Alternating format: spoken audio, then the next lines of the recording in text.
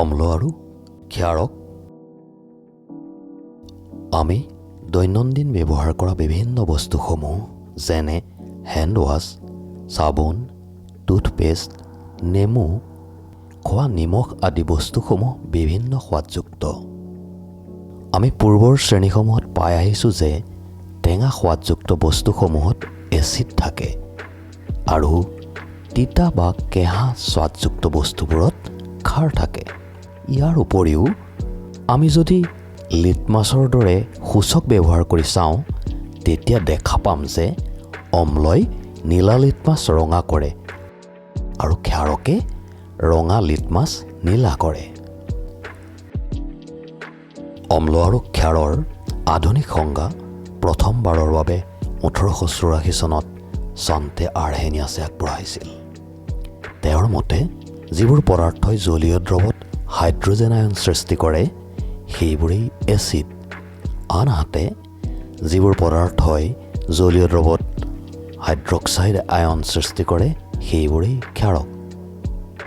সাধাৰণভাৱে আমি যদি এচিড আৰু ক্ষাৰকৰ পাৰ্থক্য উলিয়াব যাওঁ তেন্তে দেখা পাম যে এচিডবোৰ হৈছে টেঙা সোৱাদযুক্ত, ক্ষাৰকবোৰ হৈছে তিতা সোৱাদযুক্ত।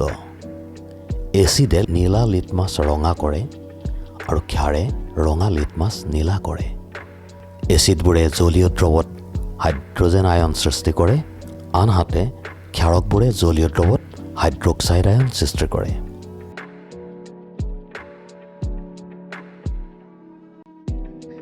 এই অম্ল আৰু ক্ষাৰকৰ মাজত বিক্ৰিয়া ঘটিয়েই সৃষ্টি হয় লৱণ। লৱণ সৃষ্টি হোৱা এই বিক্ৰিয়াক প্ৰশমন বিক্ৰিয়া বুলিও কোৱা হয়। এচিড যোগ ক্ষাৰক বিক্ৰিয়াৰ ফলত লৱণ আৰু পানীৰ সৃষ্টি হ'ব।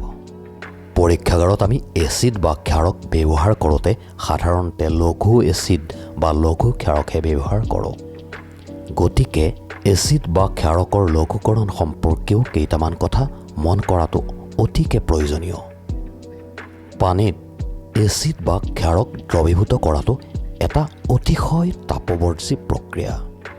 সেয়ে সদায় পানীতহে এচিড যোগ কৰিব লাগে আৰু এইটো কৰোঁতে দ্ৰৱটো একে লেঠাৰিয়ে লৰাই থাকিব লাগে। যদি ওলোটাটো কৰা হয় তেতিয়া তাপবৰ্জী বিক্ৰিয়াৰ বাবে উৎপন্ন হোৱা তাপৰ ফলত মিশ্ৰটো বাহিৰলৈ ছিটিকি পৰিব পাৰে আৰু ই দুৰ্ঘটনা ঘটাব পাৰে।